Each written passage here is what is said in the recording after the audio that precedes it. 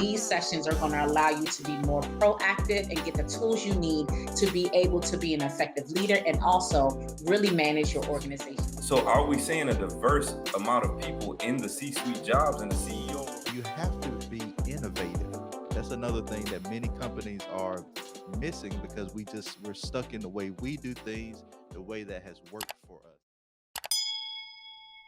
Good afternoon, everyone. I'd like to welcome you to the first episode by your team Act and Lead.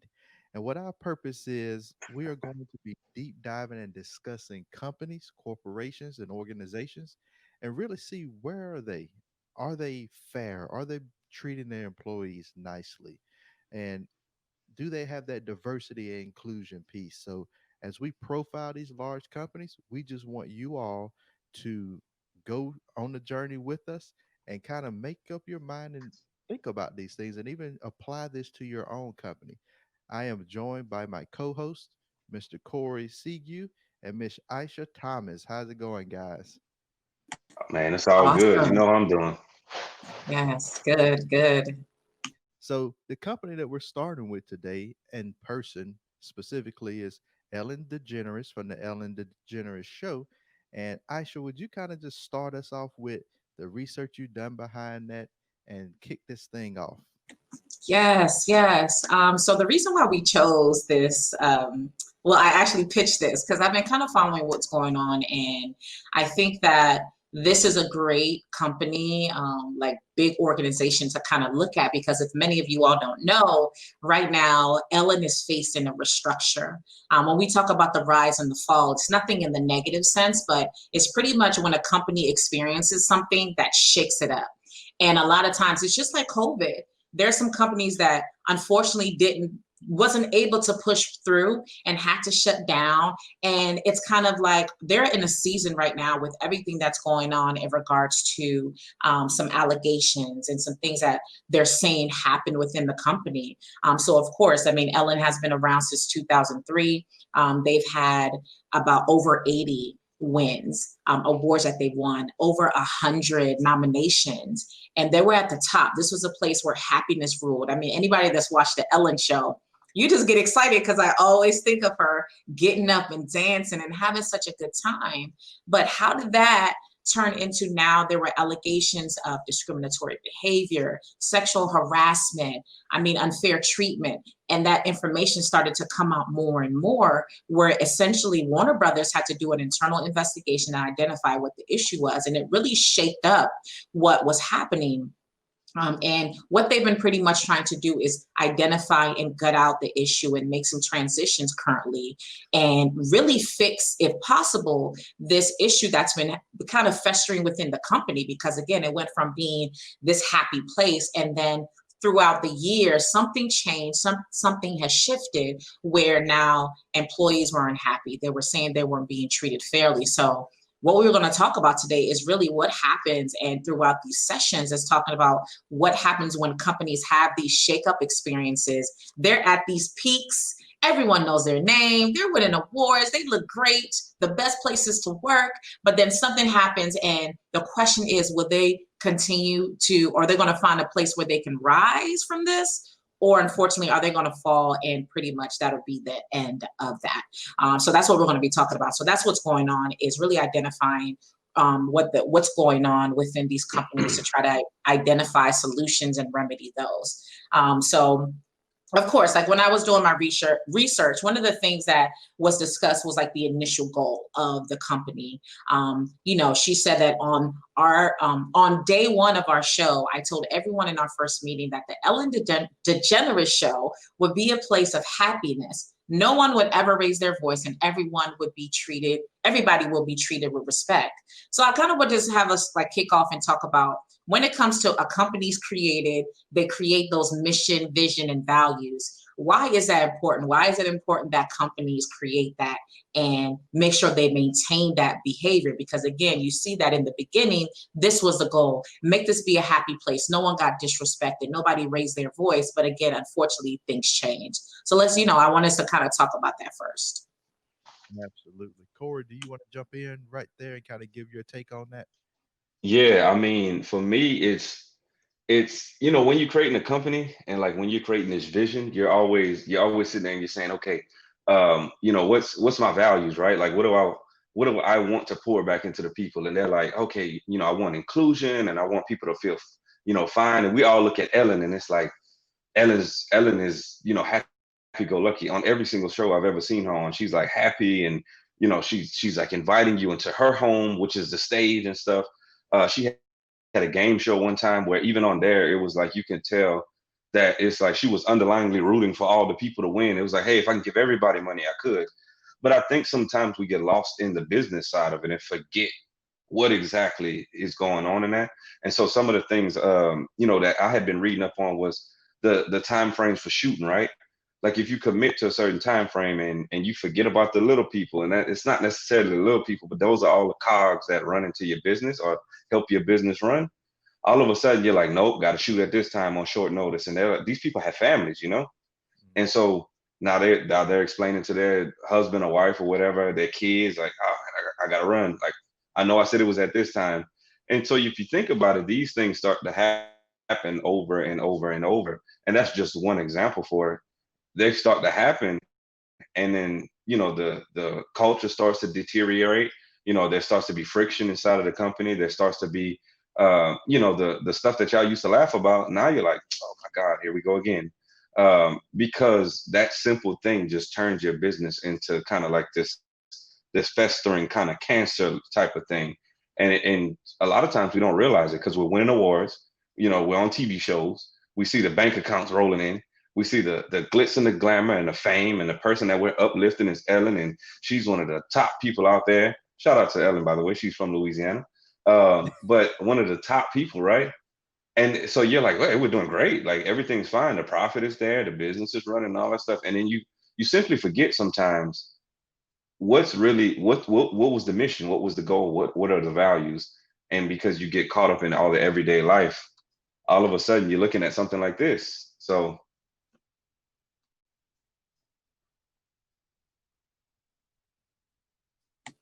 What you got on that perspective, Tyrus? And I agree with Corey, and that's kind of what I think as well. When you're winning awards, when things are going great, the people at the top, like Ellen, she doesn't have her finger on the pulse for every single decision that's going on. That's why they have team leaders, executives, managers, HR. Those are the people who are over that. They should be watching, and there should be a culture of or an open door policy.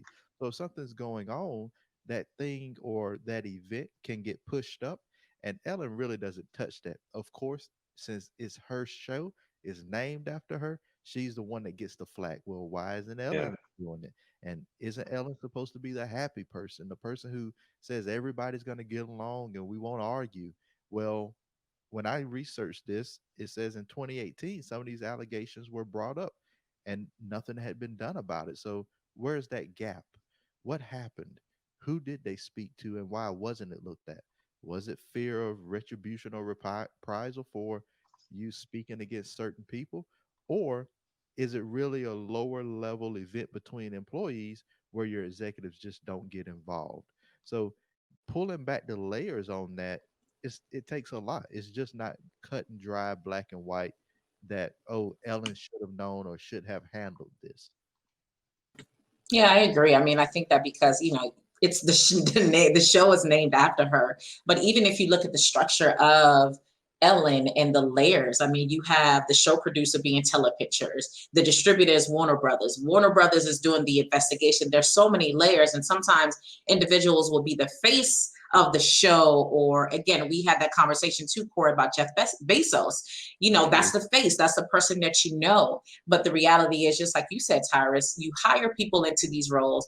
And as you're moving up the top, you hope that you have the right people in place and the right leaders in place for them to go in and, basically support the organization effectively so this doesn't happen. So what was the breakdown? Was it a fear of reprisal? Because you have that happen a lot of times where one person might speak out, but nobody does because they're thinking about their family, they're thinking about reprisal. And also, maybe it's the media industry. They might feel like, well, if I speak out, who's going to hire me on their show ever again? Because there might be a culture of silence that has been the norm, that, you know, we've heard like stories blow up and you hear about all these casts that had issues, but why was there silence in the first place? And it is difficult when you have employees, team members in spaces where they don't feel like they can voice an opinion. I got some studies, and it said that the study said that 53% of workers said their place of employment brings no happiness.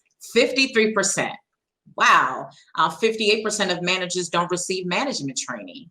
58% of employees trust strangers more than managers. So even, you know, in this space of leadership development, a lot of times we look at and we give people these roles, these titles, but are they effectively developed in those areas? Do they have the skills and the knowledge and the ability to even uphold the mission and the values that you created? And do they even know how to do that? So what do you guys say about that? What do you say about, you know, the aspect of like that leadership development and the importance of it, and how that might have prevented or changed the outcome of this story? I mean, again, the story is still developing, but could have possibly prevented it from getting to here. Yeah, I think the stats that you just threw out there, that's that, right?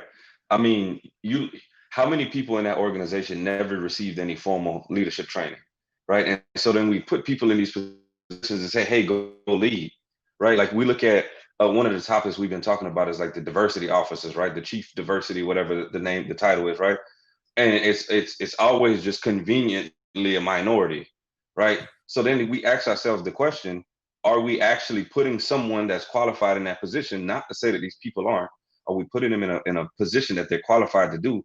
Or are we saying optically, I'm going to put this person in this position because then people will look at my group and say, ah, they're diversity officer. That person is they're part of the diversity because they're a minority. I mean, if you look at the list here, and I'll let y'all get to that in a second. But you look at the list, it's a overwhelmingly the same person over and over and over again. But then you get to certain things like the executive vice president, chief enterprise inclusion officer is what it's called, right? She's of Hispanic descent, right? Latin descent. But then you look at every other chief revenue officer, you look at chief technology officer, you look at general counsel, like those types of things. Where's the diversity in that, right? Where are the people in that? But like you said, just bringing it back to like, are these people even qualified to be in these positions? And I'm sure we've run across many companies at this point that, you know, we start to talk with them and they're sitting here like, oh yeah, that's a great question. And I'm like, hell, yeah, that's leadership 101, right? Like, what's the pulse of your people right now? And they say, oh yeah, everybody's great. And then we go out into the floor and then look at, you know, what the culture is like, and everyone's like, please get me out of here. I'm thankful for you being here, right? And so it's not a knock on them, it's just a disconnect again of what, are you trained? Do you have a pulse, you know, with your floor? Do you have, or your department? Do you truly understand what goes into it? Because another thing that we want to consider too is, do you still understand what it takes to do that job, right? So, and I'll use Ellen for example. A cameraman, you know, back in the 80s is probably way different than a cameraman in 2020, right? A director in 1975 is a lot different than a director in 2020 because there's so many changes, there's so many things doing. A lot of times 6 months will pass, 1 year will pass, and you can lose touch, you know, with what actually goes down in that job or what goes on in that job code, or I should say job frame, I should say. But that's the thing is like, without the proper training, knowing that people aren't engaged, we know that statistic, that people, you got people out here who are saying, hey, to get rid of my superior, I will not take a raise if you just get rid of them, right? So when you look at things like that, it's like, are we truly tapping into the leadership side versus the business side of things? And are we still practicing those principles rather than saying, hey, it looks like it's running right now, we'll just keep it running, we'll just keep it going? But yeah, I can go on that all day. Y'all know about that. Look, man, I'm gonna let you take it away, Tyrus. So when I'm looking at organizations like this, what begins to, for me, cause confusion is it's the Ellen DeGeneres Show. It's produced by Telepictures. It's distributed by Warner Brothers. Whose values are we following? Who's in control? Who My. who's really calling the shots? Because at that point, she can say what she wants to say, but then as you alluded to, Corey, when you look at the Warner Media Group leadership team, white male dominates that team. So who's really making the decisions? Who's really calling those shots? What culture is really getting pushed? And from my perspective, what it seems like is great. Yes, I have what I want for my show, but I don't have anybody putting teeth behind that. I don't have anybody pushing that. And since I'm not directly involved in the case of Ellen, and in the case of probably any other host, since I'm not directly involved every day, the leadership teams probably just do not get that connection. They don't have that steady feedback and that building. So they're just operating day in, day out. Let's get the show on. Let's get it done. Let's income coming in. People are paid. But are we really doing what's necessary for our team, for our people? So when I look at this, I look at just who's leading who and who's making all the decisions. Oh, that was deep. And I love that because yeah, there are so many layers. And again, we looked at it from the aspect of is Ellen DeGeneres, but there are layers. So who values, who are we following? Whose mission are we following? And you would think that as you go up the chain, that the top will say, okay, this is our values and our mission, and anybody that we bring under it should basically connect to that. So that is such a powerful like reflection piece that a lot of companies, leaders out there, CEOs, you want to think about as you're building out and you're coming up with your vision, right? So even if you think about mission, again, a mission is the I can't talk, objectives and plan to reach objectives. So that's the plan to reach those goals. The vision is the desired future. So you had a vision and you're saying, listen, we're at Telepictures level or Warner Media. This is the vision. This is how we're going to get there. And as you're creating that, like you have to make sure, again, it says another part of it, it says sometimes mission and visions kind of connect. It says it's combined to provide a company's purpose, goals, and values. You have to make sure that it reaches any other entity that you bring on, because one division, one section, one leader can literally take the waters for the entire organization. So for example, I served in the military, Tyra served in the military. And one of the things that I do, I'm currently serving, and I'll meet people who will say the Air Force, or they'll refer to the specific branch of military. And I'm like, well, I mean, yes, I've had hiccups throughout my career, but to just tie it to the Air Force in total, I can't do that. But when they're speaking and they're discussing about their experience, they always say, well, when I was in the Air Force, when you were with that leader or when you were with that organization. And we have to realize that as we are creating these visions and we're getting to the point where we're opening up these different pockets and entities and we're putting people there, we need to also make sure that they don't have their own separate identity, that it still falls under the company values, the mission, and the vision. If not, you run into this issue and now they're looking at the person at the top like, what did you do? Like, what's wrong with you? What's up with that? So I think I love that you highlighted that, because again, we don't want to get away with anything that we're touching, any brands we're connecting with, any partnerships that we're connecting with. Do they still fall in line to the company mission and values? Do they fall in line with your goal? Are they going to help keep your reputation well? And yes, there will be some bad apples, but then what's the accountability? Because you talked about that too, Tyrus. You talked about like in 2018, hey, there was some things that were said, but now it seemed like when it hit the fan, now actions are being taken. So what happened before where no action was taken prior? So I really wanted us to like kind of switch and ask ourselves, what is more important? The leaders, the employees, or the clients? Because one of the things that we talked about before is that a lot of people did come out and say, listen, I've worked with Ellen before, I've worked with this company before, and I had a great experience. But essentially, when you look at the allegations and the information that they put out, they said it was more of the low tier, the younger employees that had these experiences. So although at the top tier, you're getting this quality experience, which unfortunately, the reality is people at the top do get a different type of experience. But when you look at people they consider low tier, they're not of value, or maybe they're just some employee and they're not this high class celebrity. There can be treatment that might be different. So yes, you can come out and say I had this amazing experience. However, when you start getting into the weeds of people that aren't on that same social class or on that quote unquote level, it's a different experience. So what is more important when we look at this, when a company is coming together? Is it the leaders? Is it the employees, or are the clients? Because without clients, without having clients, we're not going to be able to stay afloat. So what do you guys have to say about that? Yeah, but check this out, Aisha, before we even get to it. And Tyrus, I'm gonna pass this to you because I really want to know what you got to say on this one. Because he's all about like the system top to bottom and like he'll break you down in a heartbeat. But here's the thing, right? So when I'm doing my research, I'm looking at the executive vice president, and I think he has two roles, executive vice president and human resources officer. The number one thing that it said his focus was what the issue was with the Ellen show initially, I should say. They didn't find anything, but it was diversity and inclusion. Mhm. So who again, let's go back to whose vision is it, right? Like whose vision are we going after? Because you got your executive vice president, which is really your right hand man to the CEO, saying my number one focus is right, and I'm going off of that because that's the first thing that's cited on his focuses or values is his diversity and inclusion. Like you know, at what point do we then lose touch with the rest of the people to be able to do that? So I'm gonna get off that soapbox, but that just goes back to show you, like, although these officers, although these very high up, these C-suite level people have this certain mindset and this certain vision, right?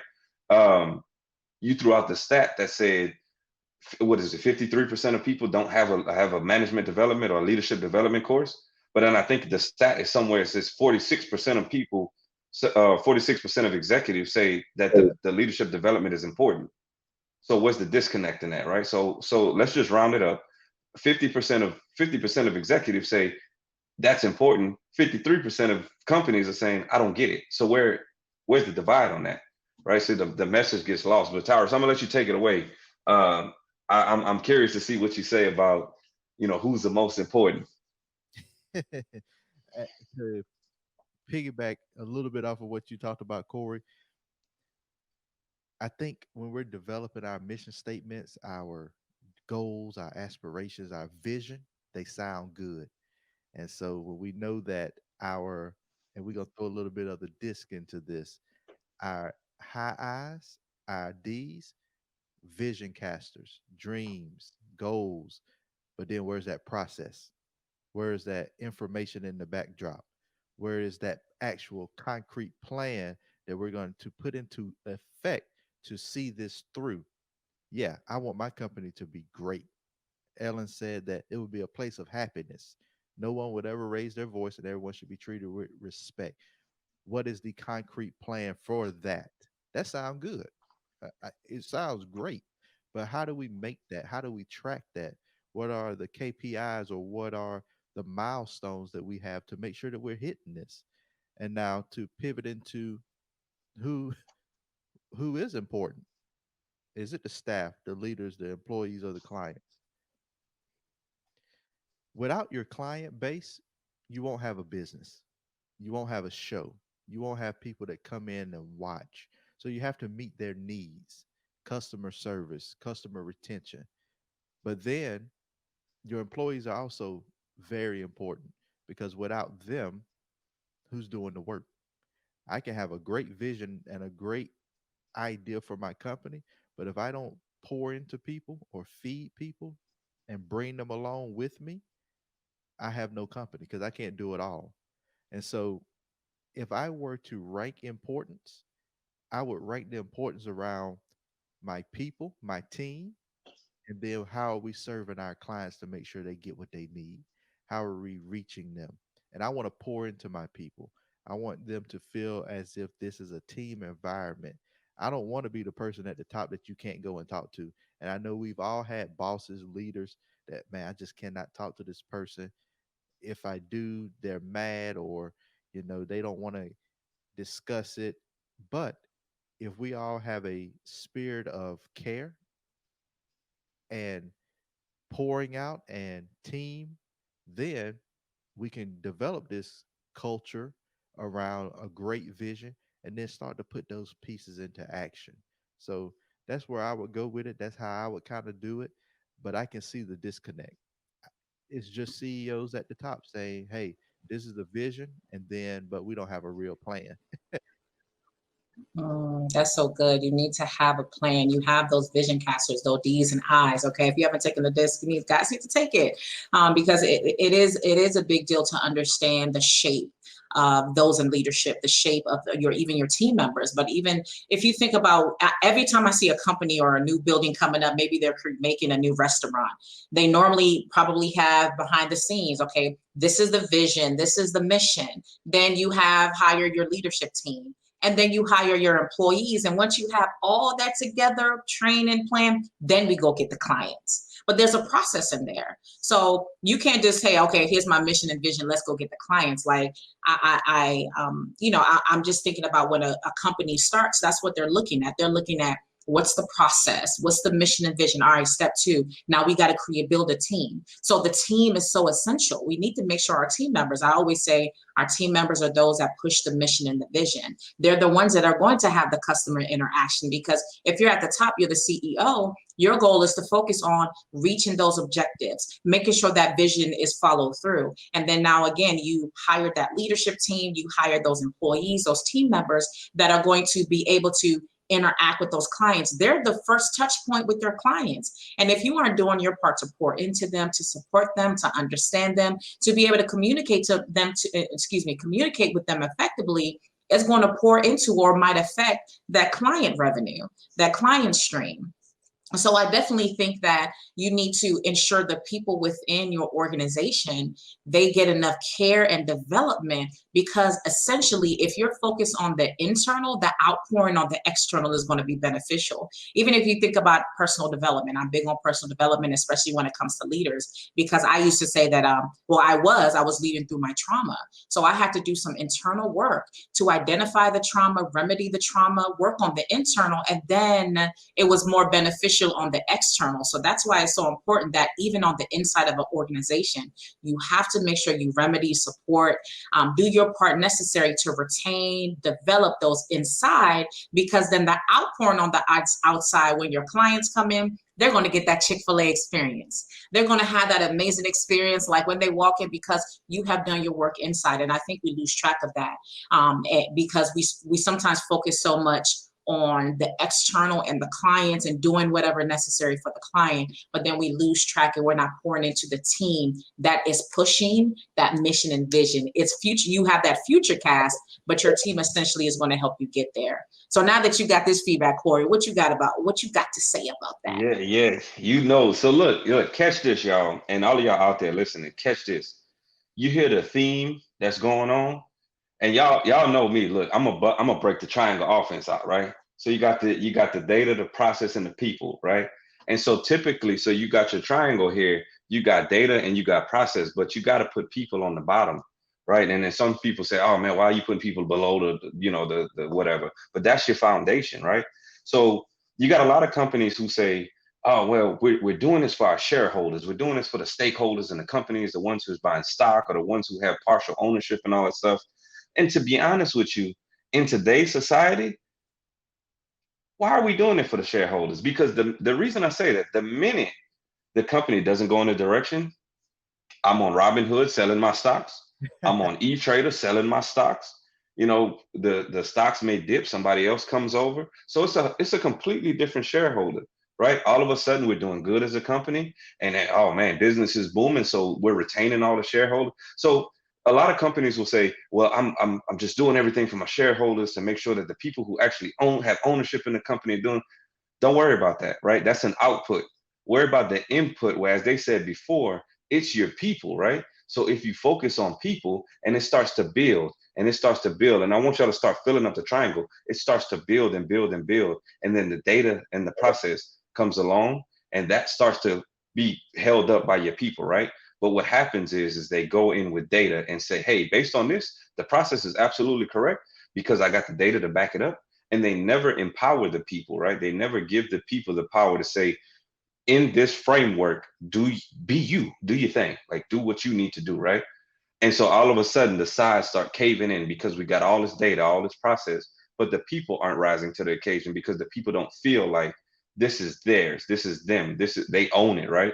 I'll give you an example. I just went to Whataburger the other day. Shout out to all my Texas people. I just went to Whataburger, right? I'm on the app, and on the app it says, I get it was like a free honey butter chicken biscuit, right? And so I go into the drive-through, and I had ordered online. I did what it said. It said click the button, order it online, right? Go through the drive-through. They said no, that's not how you're supposed to order it. So I pull off to the side.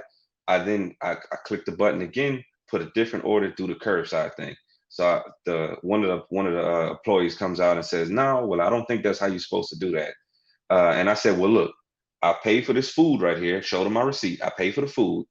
I said, you can see like the date on this coupon right here that says that I get it for free, right? And she was like, well, yeah, but we can't really do that. And I was like, what? Why not? So long story short, you wanted that honey butter. yeah, You wanted that another person. It was about to expire too, so I'm like, I gotta get it.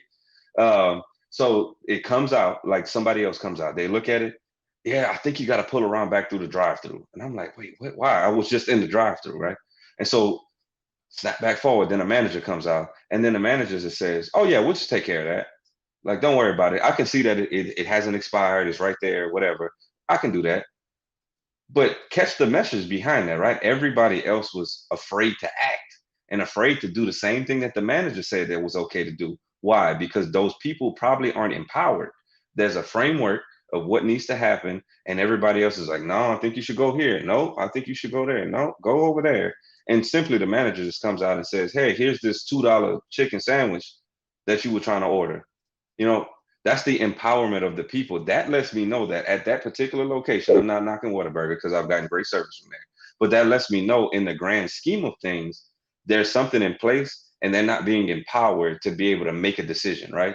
You go up to certain airlines, right? You go to one airline, that airline says, oh yeah, don't worry, we'll switch your flight for you, that's fine. You go to another airline, they're like, oh, I can't do that.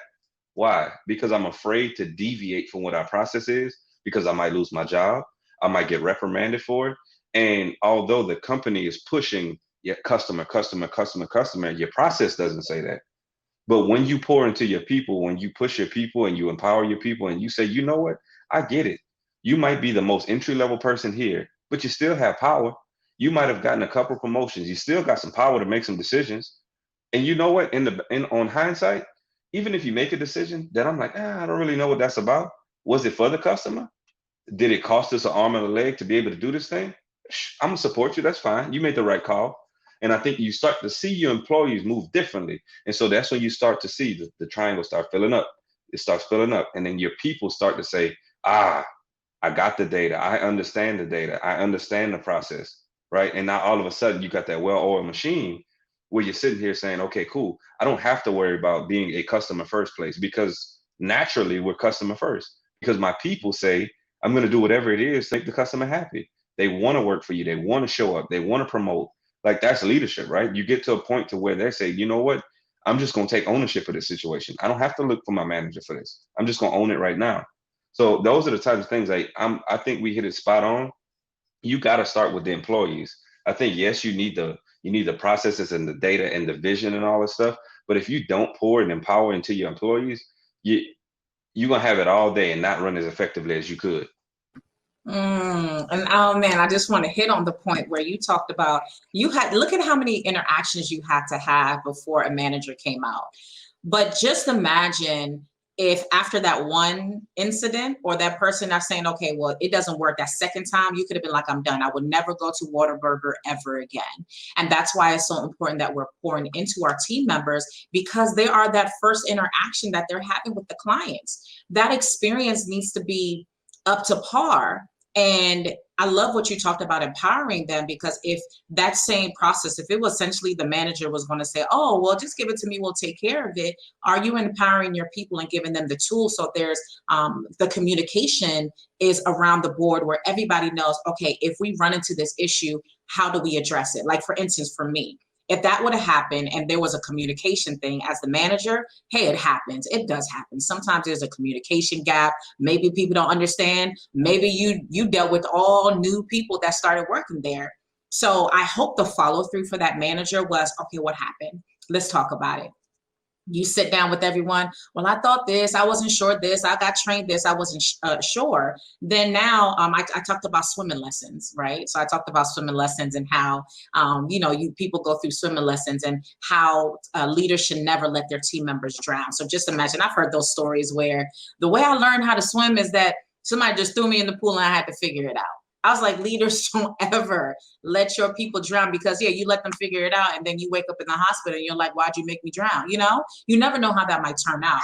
However, you can either assist the person or go save them. So for instance, when my kids had, when they went through swim lessons, there was a phase where they got enough tools and strategies where now the leader in the pool was able to step back and say, okay, Samuel, you got it. Don't forget, do this, that. And they threw little tips out there. But there were moments where my son jumped in the pool and he's like freaking out, that you had to go out and do the save. And then after that, that swim captain or that swim leader broke it down and said, okay, this is what we need to work on. You didn't lay this way, you didn't swing your arms this way. Okay, great. But how many managers are taking time to do that? So the next interaction they have with another person that has that same issue, that doesn't happen again. Because literally after that first interaction, like, you went above and beyond, Corey. I would have been like, I'm done. Now that doesn't mean I wouldn't have gone to Whataburger again, but I've been like, you know what, forget the coupon. I don't know what I would have done, but potentially that could have also led to a loss of client. And again, that's why it's so important that you do not let your team members drown. You go in and assist and save, and then also utilize those time to teach lessons and re-engage and empower them so they know how to interact with that team member, interact with that client that comes their way. Because again, they're the ones that are boots on the ground that are going to have that first interaction with your team members. So that's my take on that. Anything else Yeah, for you, and check Cyrus? this out. No, check this out. So you talk about that too, right? One of the things that leaders need to get comfortable doing is in that scenario, that I'm sure that person came back in there because they sent somebody back out, right? I'm sure somebody came back in there and said, "Hey, this is the issue. This is what we're looking at, yada yada yada," right? So look, it's 6 words, right? It's 6 words in this question form. What do you want to do? And I want the person to tell me what they want to do, and then I want to empower that person to say it, unless it's some outrageous thing, because I'm pretty sure the employee walked back in there and was like, yeah, everything checked out fine, but that's the thing, what do you want to do? Okay, cool, you want to do that, let's go do that, go save the day for them. And I empower a lot of people to do that themselves with it. Yeah, it might not be part of the per se process, or it might not be in their job function or whatnot, but at the end of the day, people want to be able to make decisions. You're either building or breaking relationships. Guess what just happened for that employee?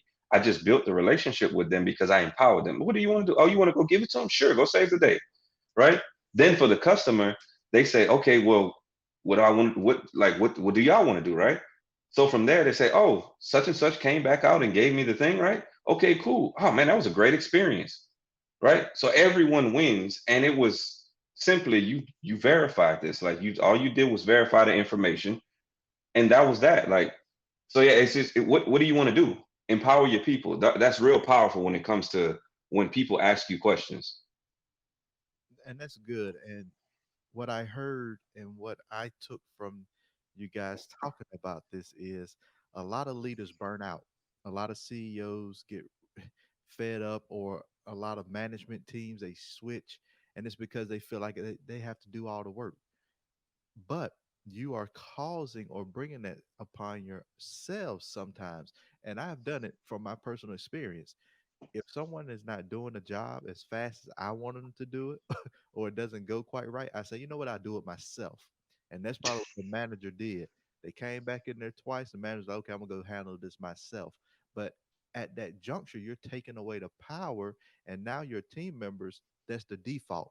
Instead of them being empowered to make decisions, to do the next thing, to take initiative, they just gonna throw their hands up and be like, you know what? I'm gonna let my boss take care of it. I ain't gonna have anything to do with it. So as a leader, we're investing in our people, and that part of that leadership development teaches us that, okay, for me to alleviate some of my stress, I need to be able to delegate. I need to be able to understand how to delegate that information, and then what decisions can I make within my power. What When we think back to the Ellen DeGeneres show, when those people went in 2018 and made those complaints, what happened? Was it an HR person that felt like, you know what? They brought this to me. I can't really do nothing about it.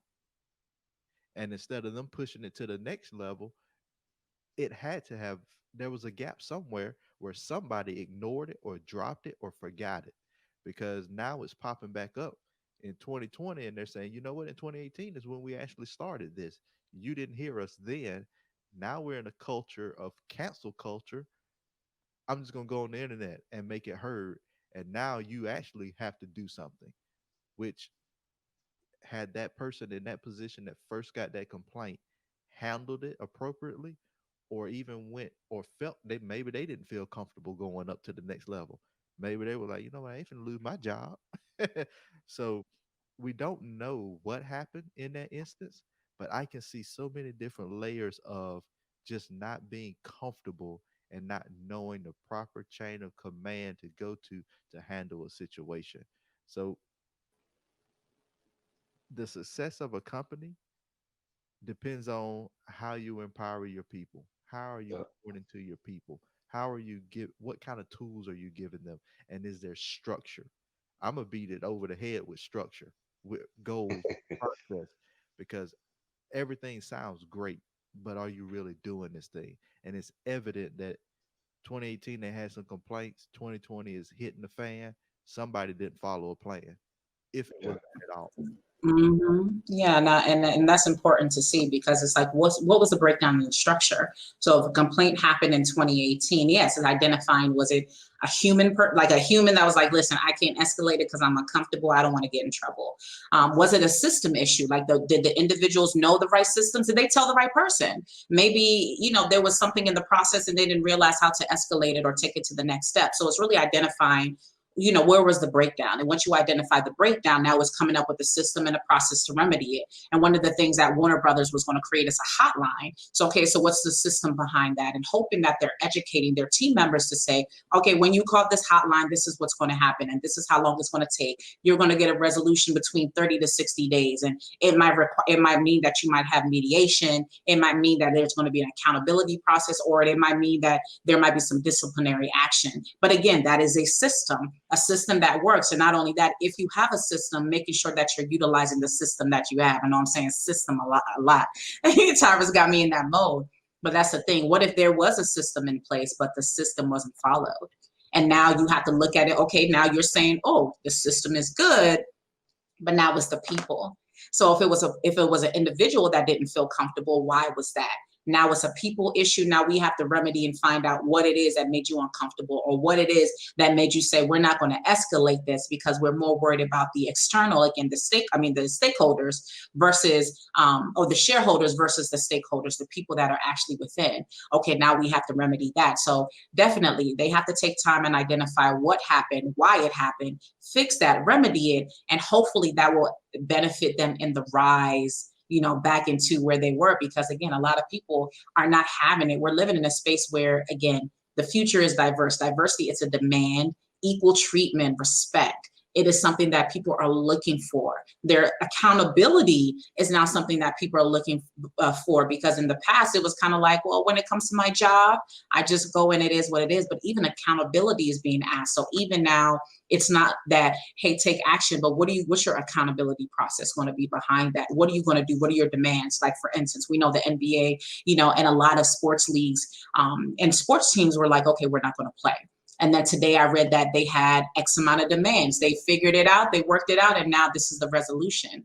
But then also having that follow through on the back end to make sure you have a maintenance plan, another system that's going to make sure that you are maintaining that process. So there's so many layers that need to be remedied, but it's identifying if you have a system, if you're actually following it, and if it's not, is it a human issue? And if it's a human issue, remedying it with another system. Systems.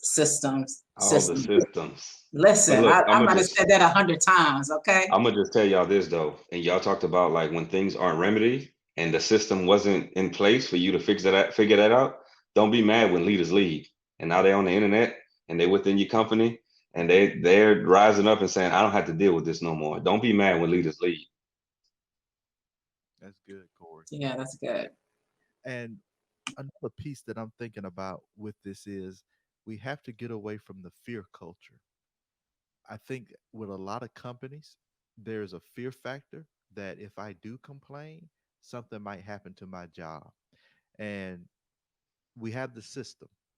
I think that's the first and foremost piece, a process, a standard, a procedure, a method of going through. But then, Aisha, as you talked about, the right people.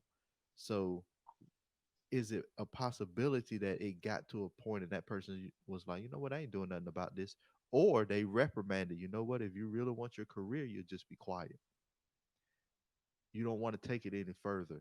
And that has been the norm in that culture for so many years. And now we're in 2020 and things are changing. We're not standing for that anymore.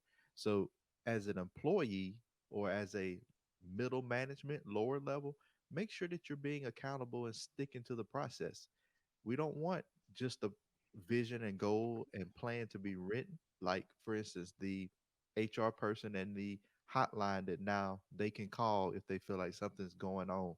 Well, when they call that, I want to see some action behind it, put some teeth in it. And I don't want to see any more of the, well, now that it's hit the fan, we're going to oust three of the people that was involved. They spent 2 more years since 2018 of doing what they were doing. It took you that long. And now to, I see it as scapegoating, honestly.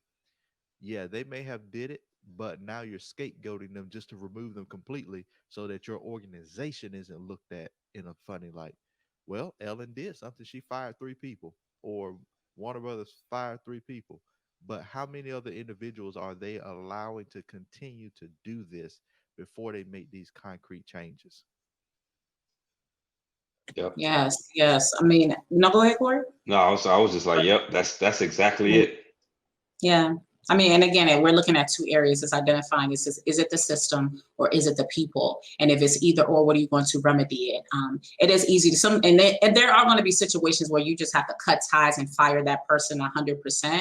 But also making sure that moving forward, the new people that you're bringing in, what is, like I said, that system? What are you going to do to make sure that individuals are being developed effectively? Because again, we put people into these roles because of maybe, oh man, they're able to like bring in so much revenue. They have all these network connections. And you look at the external aspect and maybe skills in certain areas, but if they don't have effective employee management, people management skills, then again, you're going to have this happen again. So when it comes to rising again, it's really, you have to rebuild the trust. You have to, your team members are having to really like trust you all over again. So everything that you're doing is going to be watched now. Everything that you're going to do, they're going to be like, okay, I called the hotline. They said they were going to get back to me in 30 days. They better get back to them in 30 days. Okay, I called them. Okay, the 30 days they did it. Now, are they going to really hold this person accountable? Hold the person accountable. So you have to make sure that everything you do as you're rebuilding the trust and you're rising again, that you're following through, that you're doing the work necessary. So on the outside, we're seeing the show's back, yay. However, internally, people are suffering. So you have to make sure you have that follow through. And I think that is extremely important. So those are some of the remedies we talked about in this first part. I mean, I think it was so important that we highlighted mission, vision, values, understanding what that is and when people lose sight of it. And then also talking about what's more important. We have to remember, and I think we came to a consensus that the team is important. You have to make sure the team are right. And then when you put leaders in place, you have to make sure they have the right fit, identify their behavior styles, identify what gaps they have, and if they have a communication issue or an accountability issue or a conflict resolution issue, so you can resolve that. And then also identify the systems you have in place and make sure those are remedied, as well as the people systems you have into place, because there are people within those systems that people have to interact with. So let's go around and have any last words before we, transition to, our next phase of our day. Yeah, so one of the things I wanted to say though was that made me think about this as we were talking. I sat down with individual. He's a supervisor, right? I sat down with him, and he was saying, "Corey, I'm swamped because I can't get my work done. The managers keep telling me to do stuff. Yeah, I get it. I'm good at my job, but they just keep throwing stuff at me and keep throwing stuff at me." And he was like, "I don't want to say no." And I was like, "Well, what's the reason why?" He said, "Because I don't want to get blacklisted from any promotions. I don't want to, get put into another." So the thing is, as companies, especially as leaders, members of management, executive, level people, are we stifling our teams? Are we kind of like boxing them in because we always throw this term out here? Well, what does your brand look like? And then you start at work and you're like, well, is that really good for your brand? Or if you turn down this project, is that really good for your brand? Just realize that that statement doesn't come across empowering as, okay, what does my brand look like? Well, let me go ahead and fix it, right? It can, but you're trying to get something from me. And you know that you keep piling things on, but you're trying to leverage and pull on my heartstring of my competitive nature or my will to want to do better by saying, what's my brand? And so all of a sudden, then you're tugging on my emotion now, and I'm like, I guess I'll go do it. Like I don't want to make these people upset, or maybe when I apply for a promotion, then they'll look at me negative because I didn't take this project. And so ultimately, we sat down and said, you know what, we got to start learning how to say no. And it's not a bad thing. It's not something that will necessarily bring you into the wrong direction, because you have to start taking ownership over your position, over your life and your team, right? A lot of things that we always tell, supervisors, managers, think about it. If it was your business, how would you run your business? Would you want your business? Well, in my business, do I want to just take on 7,000 projects? Maybe not. Maybe I do want to take them on. But that's one of the things, and I guess that's my final take on it is, especially when we're empowering the leaders to empower their team, are we really like kind of snuffing their flame out by using terms like that to say, well, what's your brand? Why aren't you doing this? Is that good for your brand? And then you're putting them in a position to say, you know what, I'm gonna just have to do this, and I'm gonna just have to be quiet about it. Hmm, that's good. I I'm remembering back to when I worked in this office, and we had our lead. He was the branch chief, and toxic environment. He would come in, things like, "Who want to get fired today?" Like, what's the point in you asking that? And he just had that attitude, and so his bosses got wind of that because people were leaving left and right. The turnover was horrible in there. And when his bosses got word of that, they made him come and apologize. And so this was his apology. He had all of us in this meeting. And what they did do was there was a separation, though. We had middle management, and then it was him. We should have never been interfacing with him directly, but he brought us all into this room, no middle management.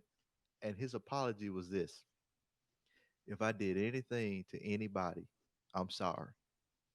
If anything that I said offended anybody, any kind of way, I'm sorry.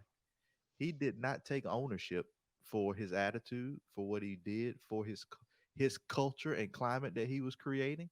He just had to make an apology because now the higher ups were hearing that people were upset and they lost some great people. When I look at this whole thing with the Ellen show, she came out, she made a statement about people not being able to look her in the eye and not being able to talk to her on set. And she said, "Oh, it's not true." But she apologized to anyone who felt disregarded. What does that mean? Either you did it or you didn't do it. And Right. if you didn't mean to do it, now look at yourself internally as the leader. You're the face of the show. What is it that could be, or how can a perception come off as you don't want to be bothered?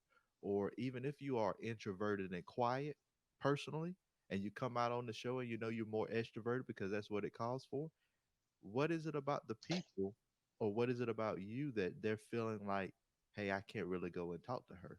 So maybe there were some things going on in 2018, and people just felt like, hey, she has this certain attitude, or they perceive that. Now I don't feel like I have a gateway to go up. I don't have that chain of command. And even though this is supposed to be one of the more friendly environments, it's not very friendly when you're dealing with the same core culture of the middle-aged white male that sit in all the leadership positions. As I'm not a female, but I can think that if I was in that position, who who is watching who, and who is going to hold who accountable when they're all the same, or when they're all alluding or seem like they're the same? So picking the right leaders and developing those leaders. Not only do you need to catch, and like Aisha was talking about, finding those right people based on and understanding their behavioral tendencies, their gaps, their limitations. Now, how do I develop those people and help them close that gap? Because no leader is perfect. What is that leader's style? And then how can we reinforce or strengthen that style to make sure that they lead in the right way and make sure that their team members have the ability to not only be empowered, but also that if something's wrong, they feel comfortable and safe enough to go and speak to that person to remedy whatever issues may be going on. That's kind of my take on it. Yeah, and just remember that if you decide to go into a leadership position, that is what it's going to take in order for you to lead. You are going to recognize throughout this process there's going to be some development. I recognize, I fell into something called promotion anxiety recently. I was reading about it and I was like, that makes a lot of sense. You have a lot of people who get elevated into different leadership positions, but as you're moving up in the leadership chain, there is going to be a different scope of responsibility, and people start to not feel confident enough. They don't believe that they can execute at that level. So now they might even revert to just what they were doing prior and not recognizing, yeah, as you're moving from maybe the managerial level to now strategic thinking, and now you're a vision caster and you're looking at things from even like a bigger level, there is going to be a level of development that you need. So don't feel that at any point that you just have it all made. There's going to be different levels of development that you're going to need, from the first tier, mid tier, to now the C-suite level, and now you're the CEO, CFO, or whatnot. So know that if you are going to step into a leadership role and you're going to be leading a team, well, first off, know that you're a leader. Like, if you're stepping into a role where you have a team behind you, you are now officially, for sure, 100%, you're a leader. And of course, we need to have self-leadership as well. But knowing that comes with being able to communicate to different people with the different behavior tendencies, developing yourself, learning how to develop others, and identifying the gaps and the areas they need to develop in, and also just recognizing that this is going to be a constant process as you move up in the chain. So just recognize that. And who knows, maybe these individuals that they were moving from executive producer and they were just going from different tiers, maybe then recognize that they had gaps, maybe even internally. Maybe they had personal things that made them or excuse me, maybe they had personal issues that they never remedied, that now is trickling to the workplace, because your personal stuff can also fall into your leadership. If you do have, let's say, for instance, again, they mentioned sexual harassment. If you do have a personal issue in that area and you're not working on that as a leader, will it trickle into your business or into your brand or into your employee relationships and professional relationships? It potentially can. So I want to remind all leaders out there to make sure that you're constantly being developed, not just professionally. I have all the skills and abilities and so on, but also personally, because there's some things that you might need to remedy personally so it doesn't fall into the lap of your professional endeavor. So that's my take on it. Know you're a leader and then continuously develop as a leader. And that's why it's so important. And that's why I'm so happy that, I was about to call us ACE, but ACT Consulting and Leadership, is we came together with this group because that is our goal, to really embed that in leadership and developing individuals and really making organizational development look a lot differently, so you are that company of the future. So any last words, or take it away, Tyrus? Yeah, take it away. First story. No, I'm good. Well, I lie. I'll just leave them with this. Just remember, like Aisha said, like you can only lead people as far as you've gone, right? So in self leadership, if you've only made it to a certain point, you can only expect for people to follow you to that point, right? If you've been a leader in a corporate environment or a team, if you run any team, you can only lead people up to the certain point that you push yourself to go. So just understand that if you're not doing it, don't expect other people to do it. So yeah, that's all I got. Take it away, Tyrus. Absolutely. So, guys, we definitely want to thank you for joining us. We are branching out and we have created ACT Leadership and Management Consulting to help companies and partner with companies to build those leadership programs in and make that a part of your corporate culture. It should be right along with vision, mission, and statement, organizational development and leadership training. So that is what we're bringing in. That is what we're offering. What we're doing with these lives and with these trainings are giving you insight into larger companies and to show that even at a high level, there's still organizational issues that could have been prevented because we're about prevention. You don't want to wait till you get a lawsuit, but about prevention to be able to prevent some of those issues that can come when you skip over your leadership development training or your organizational training. And again, if you want to reach out to us, you can reach us via our Facebook group, Act and Lead. We'll be posting contact information there for you soon. And next week's, we're going to talk about more of the diversity and inclusion piece. So once you start to develop your leaders, are you including everybody? Do you have a diverse workforce? Are your employees represented fairly and equally and equitably in your corporation? So once again, thank you guys for joining us. We'll see you next week.